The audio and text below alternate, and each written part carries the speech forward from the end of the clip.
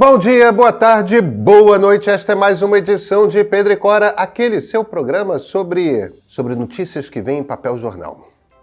Pedro e Cora, como vocês sabem, toda terça-feira, toda quinta-feira, no YouTube no Meio, na sua plataforma favorita de podcast. Eu sou Pedro Dória, ao meu lado está minha querida amiga Cora Roney, e vamos falar de PEC das Praias, Cora? Vamos. E o que isso tem a ver com rede social? Muita coisa. Opa! Vem!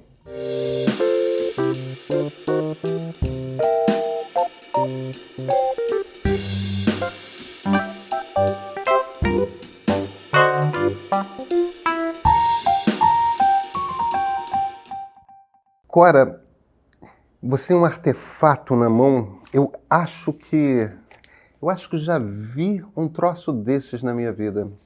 Olha.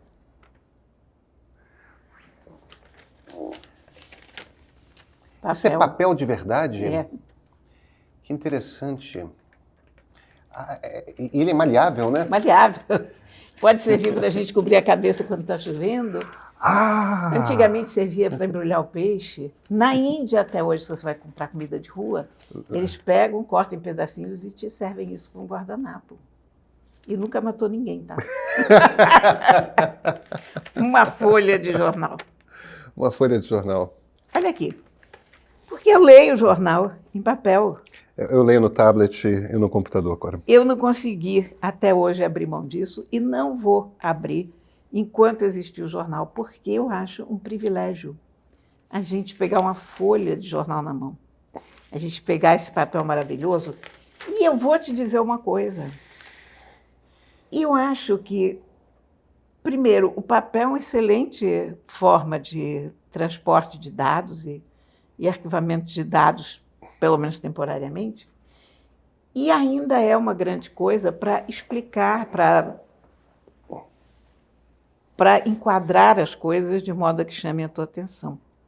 De modo que aconteceu que eu li esta matéria aqui no meu telefone, eu não leio no tablet, mas eu, quando acordo, eu dou uma olhada muito rápida no online, na verdade não, antes de dormir, eu vejo o que entrou e tal. E depois, quando eu acordo, eu pego o jornal em papel. Então, eu li isso aqui antes de dormir, passou por mim batido. E depois, quando eu peguei o jornal de manhã, nós estamos gravando isso na sexta-feira, alguns números me chamaram a atenção. E eu percebi, digo, gente, isso aqui é uma coisa curiosa, comportamental, é uma coisa curiosa sobre a nossa sociedade, sobre a forma como a gente está discutindo os assuntos. Esta matéria aqui, chama-se matéria, pois não, que está aqui, essa página é do Globo. Cora, devo lhe confessar que já escrevi algumas matérias na vida. Eu sei, inclusive para o Globo. Inclusive para o Globo. Mas se chama Feitiço contra o Feiticeiro. Subtítulo: Puxada por famosos, esquerda vence debate nas redes sobre PEC das praias e isola Flávio Bolsonaro. Isso que realmente chamou a minha atenção aqui foi o seguinte, os números. Está aqui. 9.300.000 interações mobilizadas pela PEC. 188 mil perfis no debate. Incrível. Apenas no X, tá? Em 6 dias. 674 mil buscas a Neymar registradas no Google. 103 mil buscas a Luana Piovani, também no Google. Aí, isso é uma coisa muito interessante, porque é uma coisa que estava escondida, era uma daquelas boiadas que eu não vou dizer todos os bolsonaristas, mas que havia um grupo de bolsonaristas tentando passar. Enquanto o país discute outras coisas, nós vamos passar essa PEC aqui. É a famosa PEC das praias. Das praias. Aí, isso teria acontecido. Essa PEC teria passado porque a gente está tão atordoado por tanta notícia de todo lado e a gente não sabe o que raio está passando no Congresso, né?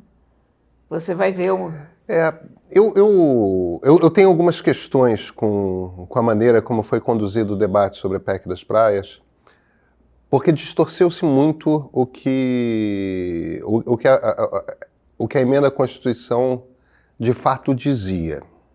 Eu acho que tem muitos argumentos para a gente ser contra a PEC, tá? Mas é que passou-se a impressão de que o que essa PEC faria é a privatização das praias. Que você teria aqueles resorts mexicanos em que o povo não consegue entrar nas praias, tudo mais, e não é isso que a emenda constitucional faria. O que acontece é o seguinte: hoje, quando acaba a faixa de areia, imediatamente quando acaba a faixa de areia, tem uma outra faixa de 33 metros que pertence à Marinha. Então, todo o Brasil, você teoricamente não poderia vender a faixa de 33 metros após a faixa de areia.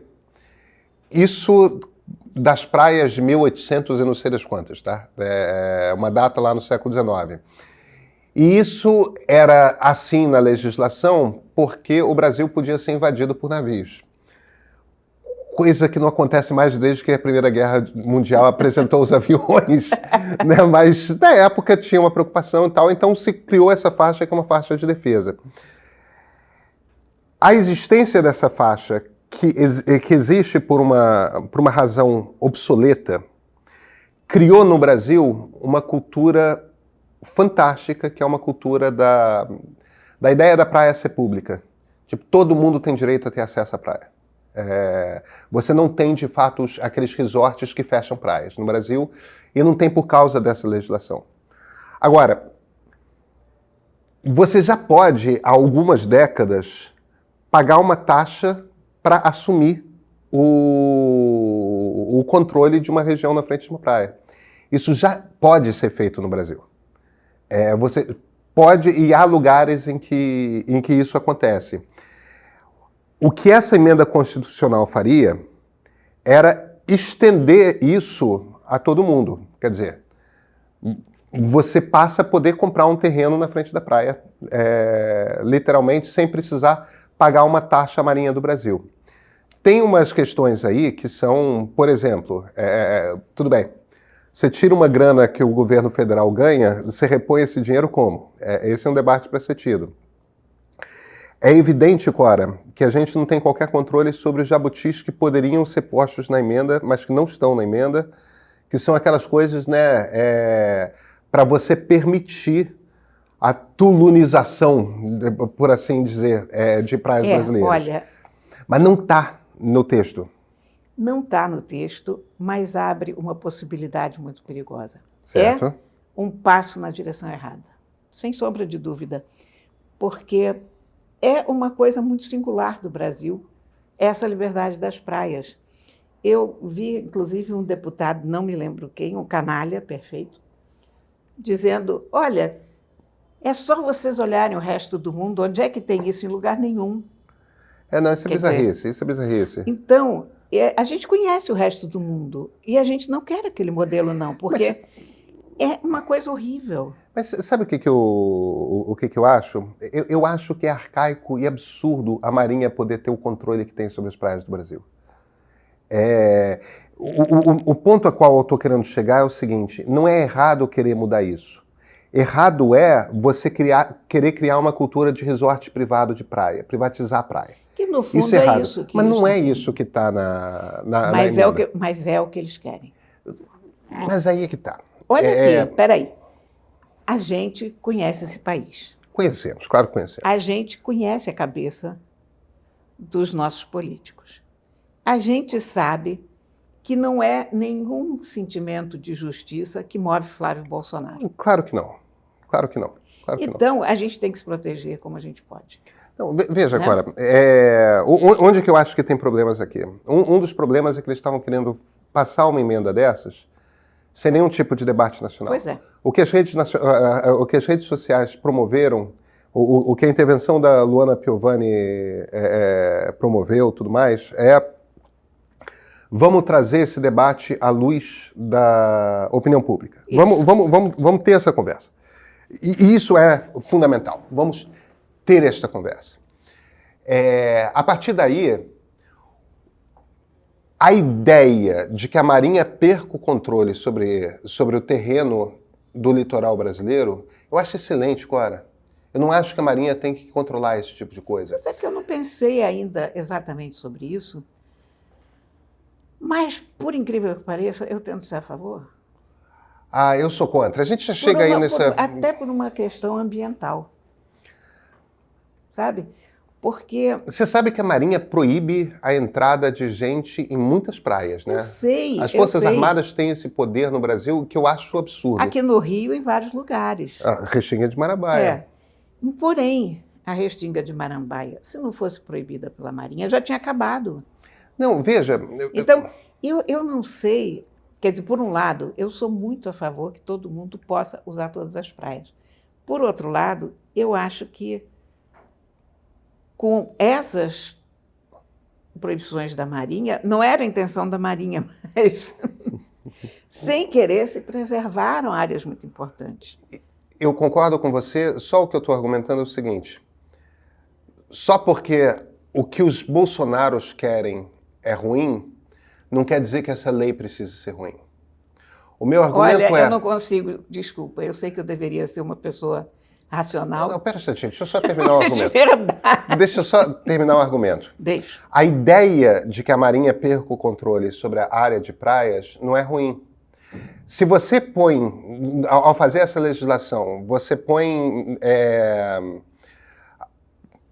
alguma coisa, algum órgão tipo IBAMA, para ter o controle de que provas, de que obras que podem ser permitidas ou não, se você põe uma legislação que deixa claro que o acesso público de todos os brasileiros às praias é garantido pela Constituição, você tem como, ao tirar o controle da Marinha, botar no texto as garantias de que as praias... Porque a conquista brasileira, no fim das contas, é uma conquista de preservação de muitos terrenos ao redor de praias e a garantia de acesso de todos os brasileiros à praia.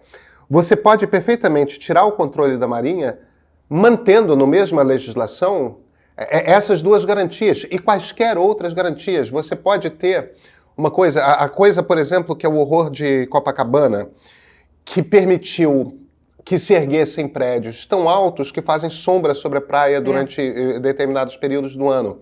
Você pode legislar que, olha, o Camboriú, em Santa Catarina, que tem... Que coisa terrível. Que foi um troço que é uma praia destruída, um balneário que era belíssimo e foi destruído. Você pode perfeitamente, já que você está mexendo na Constituição sobre praias, você pode tirar o controle da Marinha e botar ali, olha, não pode ter prédio que faça sombra. Não pode proibir acesso de pessoas à praia. Você não pode ocupar... Quer dizer, dá para fazer essa legislação de uma forma que não seja uma legislação bolsonarista. Dá para você fazer isso tirando de milico o poder absurdo que eles têm sobre as praias brasileiras e garantindo as conquistas que essa lei do passado permitiu. Então, nesse sentido, eu acho muito bom que tenha havido a mobilização nas redes sociais para que esse debate seja o que esse debate precisa ser, público. É verdade. Agora... Mas olha, voltando àquele ponto... É só que foi vendido como se fosse uma coisa de privatização de praia e não é isso que o texto diz. Bom, mas aí a gente está no tempo da thumbnail, a gente está no tempo do Twitter, a gente está no tempo dos títulos de 2 palavras, né? Então, é uma questão de marketing, não é uma questão de informação. Eu acho que privatização das praias foi uma sacada de marketing para... Mas não é isso que está no texto da lei. Eu sei, mas... É que está errado. Eu sei, tudo isso eu sei, mas... Sabe qual é o problema? Eu tenho um pânico quando se fala em mudar coisas nesse país que deram certo. E uma das poucas que deu muito certo é essa questão das praias. Eu vejo praias aí pelo mundo que você tem que pagar a entrada. Eu estive em Cancún, Eu tive no Caribe, em diversos lugares do Caribe, e aquilo me revolta. Eu acho lindo, mas me revolta. Isso cria também problemas sociais medonhos, porque Não, quando você cria um resort mas eu desse tipo concordo com isso, tá? que fecha toda a área, Eu não tô eu defendendo sei que você... a resortização do Eu Brasil, sei, eu não. estou só explicando de onde eu venho para achar que uma fake... Não é que nem uma fake news, que uma bandeira de marketing possa funcionar. E vamos ser objetivos, porque não é a privatização das praias, mas abre caminho para isso. É porque o texto pode ser bem feito. O texto poderia ser bem feito. Mas precisa de debate público, precisa de Exatamente, manifestação das exatamente. pessoas.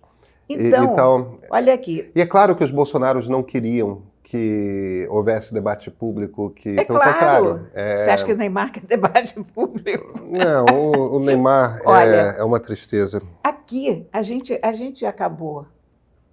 É aquele negócio, Deus escreve certo por linhas tortas, muito embora o texto não tenha sido de Deus, e muito menos a manchete, mas, enfim. O fato é que essa polarização, que esse marketing, que essa manchete em 2 palavras, que essa ferramenta de marketing, conseguiu trazer para a luz uma coisa que poderia ter sido extremamente danosa para todos nós, que estava sendo feita pelas pessoas mais mal intencionadas do país. Quer dizer, aqui nós estaríamos perdendo, sem sombra de dúvida. Então, valeu a Aue na internet para trazer isso à luz. Claro. Para dar um alerta. E, olha, a qualquer momento, a qualquer hora, em qualquer assunto, eu sou 1000 vezes time Luana e nunca time Neymar, porque o Neymar é realmente... Cora, nisso a gente está junto. A Luana é porra louca, mas ela tem o coração do lado certo, tem uma boa cabeça, na maior parte das vezes. E é corajosa, aguerrida. Sou fã. Pronto. E do Neymar não posso dizer a mesma coisa. O que me entristece profundamente como pai de 2 meninos que adoram imensamente futebol, eu lamento eles não terem o que eu tive. Eu, com a idade dos meus filhos, tinha o Zico. Ah, pois é. E não era só o Zico, né?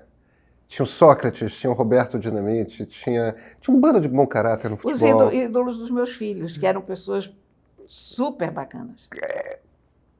E meus filhos têm o Neymar. Coitados. Eu lamento profundamente que o grande jogador brasileiro seja alguém com os predicados de Neymar Júnior, sabe? Eu lamento realmente porque... Não, eu lamento muito. Porque a gente já teve gente de tanto caráter, sabe? Como ídolos do futebol, Reinaldo, do Atlético Mineiro, tipo, aquela geração Falcão, que era do Inter, tinha grandes jogadores, todos tinham fundamentalmente um certo respeito pelo seu público, sabe? Eles sabiam que dependiam do público, sabiam que... eu já te contei a história, né, do dia que eu levei meus filhos para receberem autógrafo do livro do Zico. O Zico, 3 horas dando autógrafo em livro quando a gente chegou. Os assessores dele todos chegando, não pede autógrafo na camisa. O Zico está cansado, pede só no livro. Eu dei um livro para cada um dos dois para pedirem autógrafo. Chegaram lá, Zico com uma cara de exausto, viu que eram 2 meninos, abriu um sorriso daqui até aqui. Você quer que eu autografe a sua camiseta? Ah! Foi lá, gastou um tempo, falou com eles, posou para fotografia, tipo, 3 horas. Ele é um senhor, ele é um senhor. Estava 3 horas autografando e quando viu que eram crianças, porque os meninos tinham 11, 12, tratou diferente do que trata adulto. Quer dizer, ainda é aquela coisa de...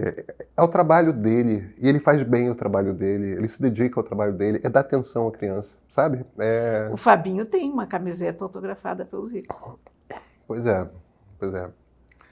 Não sei exatamente qual foi a circunstância, mas como ele faz futebol, não sei se faz ainda, ou se fazia ali no Flamengo, mas em algum momento... Pois é, essa camisa que foi autografada eu emoldurei. Fez bem, não sei se a Bia moldurou, mas o Fabinho tem essa... Agora, temos livro? Olha, pois é. Novamente... Você deu o livro de novo para a não exatamente isso que aconteceu. Eu escrevi sobre esse livro essa semana, e aí a minha filha passou lá em casa, que nós dizemos, vou levar esse livro aqui, porque eu escrevi sobre esse livro na minha coluna, na quinta-feira. E tem tudo a ver com as praias, viu? Que capa interessante, hein? Esse livro é da Inê, que é uma editora original, interessante, e faz esses livros tão bonitinhos, sabe? Esse livro não tem esse título escrito aqui do lado. Ah, não? Não. Isso é lombada? Isso é lombada. Essa capa é só essa ilustração. Então, se chega na livraria, está aí esse livro compridinho, esquisitinho, com essa capa maravilhosa. Esse livro se chama Que Paraíso é Esse? Entre os Jihadistas das Maldivas. Bom, eu não sabia nada sobre Maldivas até domingo. Domingo, as Maldivas proibiram passaportes israelenses no seu território. E eu pensei, Maldivas proibindo passaportes israelenses? Não fazia muito sentido. Para Maldivas, o que eu sei de Maldivas? É que é um monte de ilhotas que fica no Oceano Índico. São tropicais. É uma coisa de turismo. Quer dizer, não é uma coisa necessariamente ideológica, né? É um lugar de férias. Aí é que está. Engano da minha parte. As Maldivas são um arquipélago. São 1.200 ilhas, um pouco mais de 1.200 ilhas. Tem 160, 200 ilhas habitadas e um número mais ou menos igual para turismo. São essas microilhotas com aqueles bangalôs. A gente já viu no Instagram, né? Todas as celebridades vão para as Maldivas, usam biquínis sumários e ficam naqueles resorts de luxo que cobram $5.000 por noite, etc. Isso a gente sabe, as Maldivas.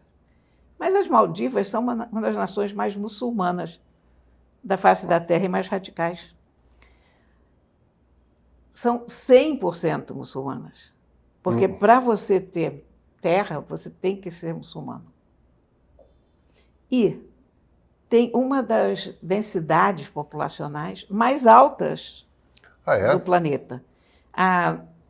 Esses resorts espalhados pelas ilhas, eles são coisa para turista. A verdadeira vida das Maldivas acontece numa ilha chamada Malé.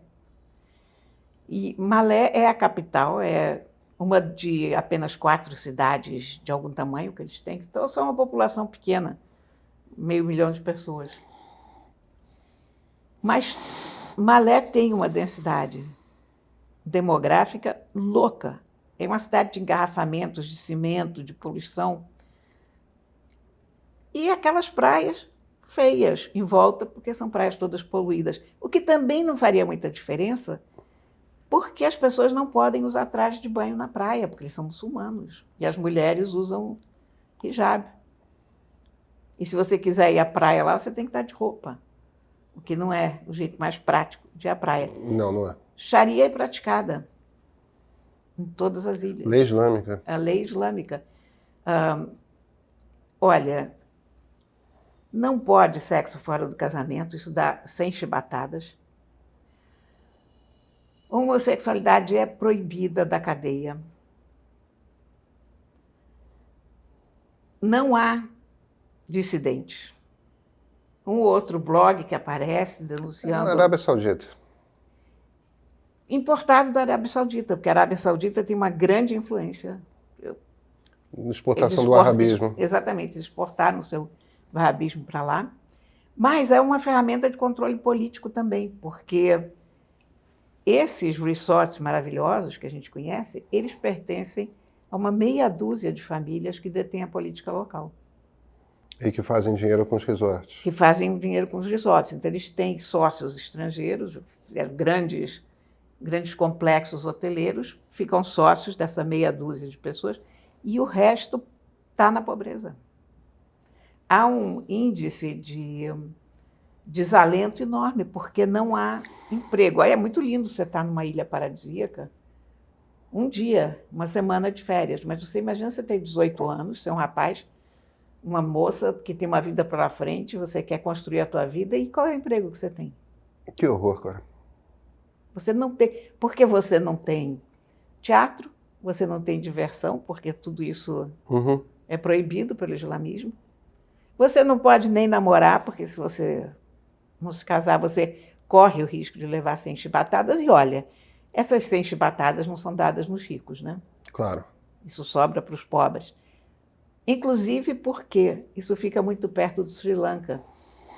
Então, o pessoal mais rico vai para o Sri Lanka no fim de semana, e no Sri Lanka eles podem fazer tudo. O país é budista. Então, cara, é uma doideira.